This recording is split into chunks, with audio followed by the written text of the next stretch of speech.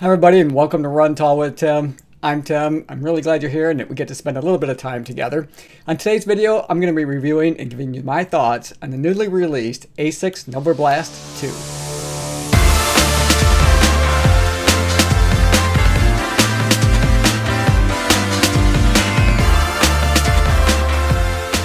Now these are the sequel to last year's popular version of the shoe that was somewhat polarizing for runners. It seemed like either you loved them or you hated them, and they had a lot to do with that flake foam blast material that they have in the midsole. Some found it just a little bit too unstable and squishy to run in, and others found it to be really exciting and fun. Now Asics has made some changes both to the upper as well as to the midsole, but we're going to talk about whether or not those changes made them better or worse. And we're going to try to answer the question, are these shoes that you should buy and add to your shoe rotation? But before I get into it too far, I always like to demonstrate what it looks like to run in the shoes I'm about to review for you. So let's do that. But then when we come back together, we're going to take a real close look at the Asics Novablast 2.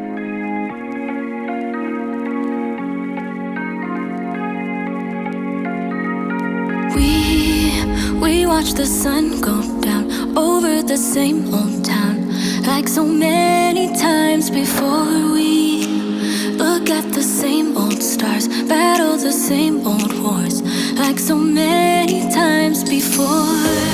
And I know that we're not perfect, but I'm gonna miss all that we had. Yeah, I know that we're not perfect, but I need this night for the last time. Stay. No, you're gone in the morning, but I'll be okay if you stay. No, you're gone in the morning, but I'll be okay if you stay.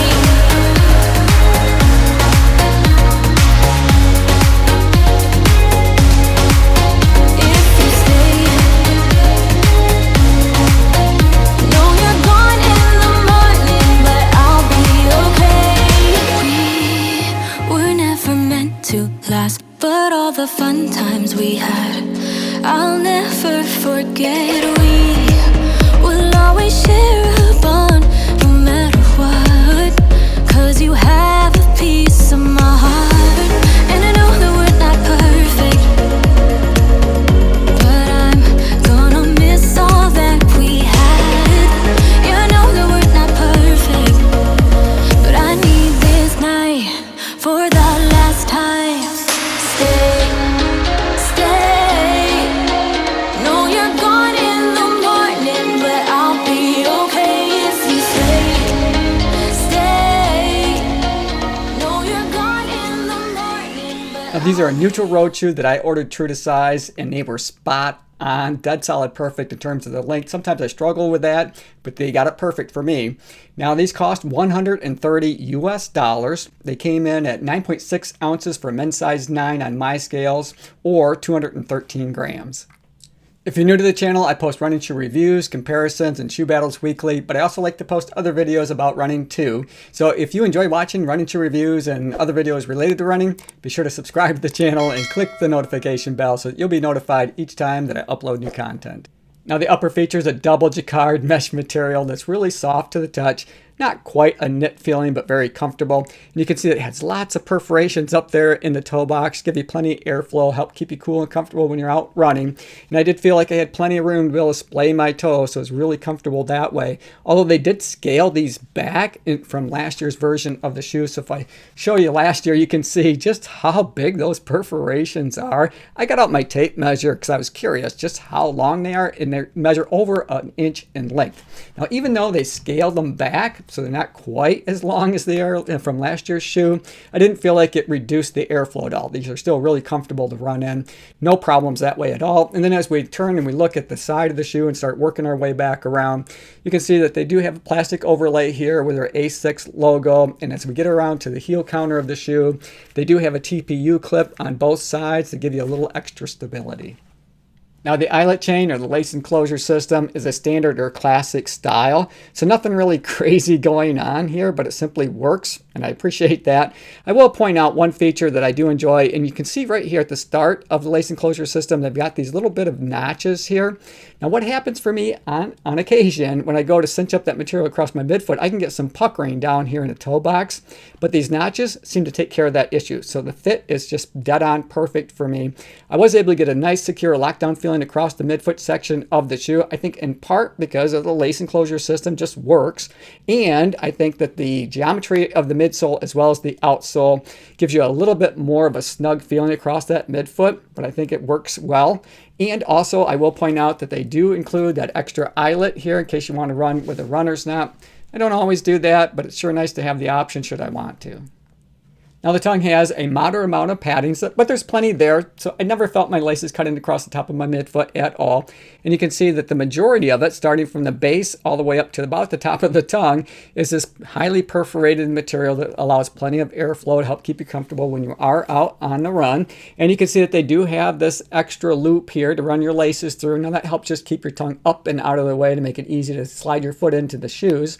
Now these also feature a semi-gusset on each side of the tongue so that you don't have to worry about it moving around or migrating when you're out running at all. And then there at the top, it has a bit more of a solid material, a little bit of padding there, again, help keep those laces from cutting across the midfoot section of your shoe. And the tongue is a little bit taller than what I'm used to, but I think it works real well because it lays nice and flat across my foot. And that's in part because of this wide base or wings that they have there at the top of the tongue. Now the padding around the heel collar and the tab, I would say, is kind of a classic style. I often refer to this type of padding as a pillow style because it sets up around the top and then works its way around. It does create a nice heel pocket for your heel to set in, so that's really comfortable. I didn't have any issues with really any kind of hot spots or anything along those lines. I think that they got the amount of padding just about perfect for me for a daily trainer. It feels really comfortable around my ankles and around my heel. And then also in the heel, that features, or the heel counter features, a really classic design. There's no heel flare there, but my Achilles fit really nicely into this kind of a groove here almost in that heel counter area, but it feels really comfortable, no issues. And they also have this heel tab or pull tab back here to help get your shoes on should you like to use that. So let's take a look at the heel counter on these and talk about some of the changes from last year's version of the shoe. Now here they have plenty of structure. As I go to pinch this material together, you can see that there's a ton of resistance there, both when I try to pinch in and if I try to push forward on this shoe. There's just a lot happening back here. So here's some of the changes that they made. And they brought that flight foam blast material up quite a bit higher than they did in last year's version of the shoe.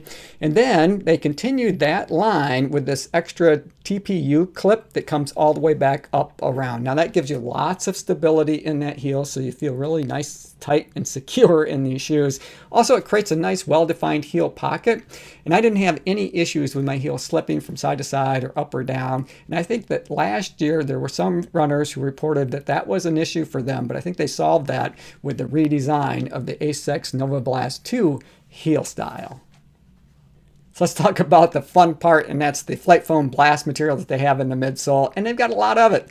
They've got 30 millimeter stack height in the heel and 22 millimeters in a forefoot, so that creates that 8 millimeter offset.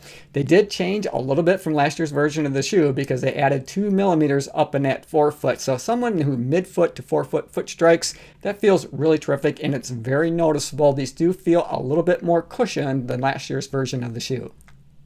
So let's talk about some of the changes to the geometry of that midsole because it's vastly different than last year's version. Now last year, as I said earlier at the start of the video, that it was somewhat of a polarizing shoe, and that's just because of how squishy the shoe was last year.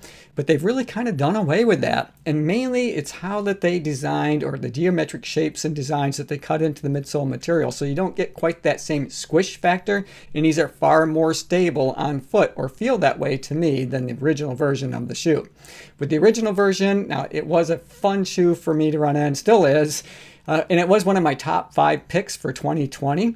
But one of the downsides, and I mentioned this several times in different videos last year, is although I felt like it was a really fun shoe to run in, it was no fun at all to walk in because you just felt like that heel was really collapsing in. So it was kind of an uncomfortable feeling for me if I was going to just walk in no shoes. Now, With this year's version of the shoe, they really corrected that. You can see that the design or the geometric shapes that they cut into this midsole material, it just does not fold in or collapse on that medial side of the shoe like it did in last year.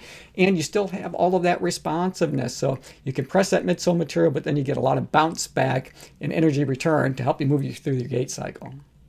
Continuing to explore some of the geometry of that midsole, let's take a look at the heel. And you can see that they extended out that flight foam blast material past the heel quite a ways. And they do have what I would call this dovetail design here. Now this is a little bit more pronounced than it was in last year's version of the shoe. And if we take a look at the landing platform, you can see it's fairly wide up there in the forefoot, but now it gets a bit more narrow in the midsection of the shoe, and it gives it a bit of an hourglass shape or look to it.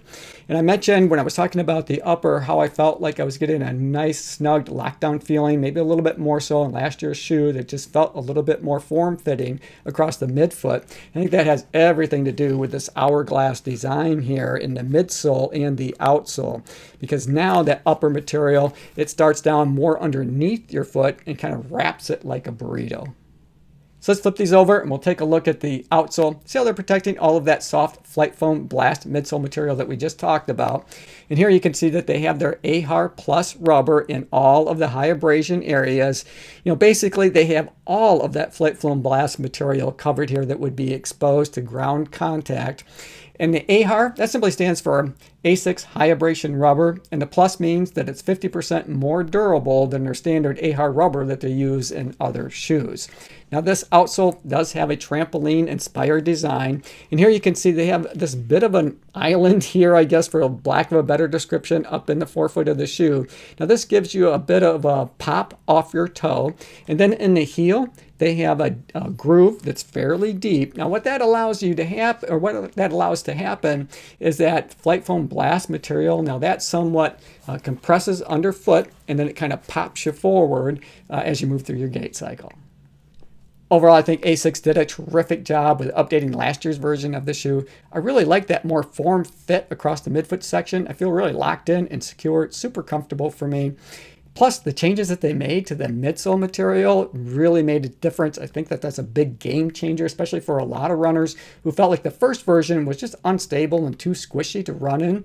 Now that they've stabilized that heel so you don't have that overpronation so much, it's really much more comfortable, especially for someone like myself who has a lower arch and tends to overpronate. These are much more versatile now, so I can walk in them and feel comfortable. If I want to just jog and put in kind of a slower pace, I think that they feel terrific. But if you want to pick up the pace, they can do that too. So it's a much more versatile shoe. I think they make a terrific daily trainer. So if you're looking to add a shoe to your shoe rotation for a daily trainer, I think these are definitely worth taking a look at.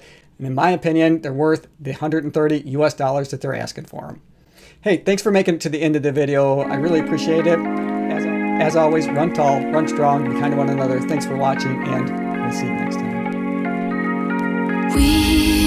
We watch the sun go down over the same old town, like so many times before.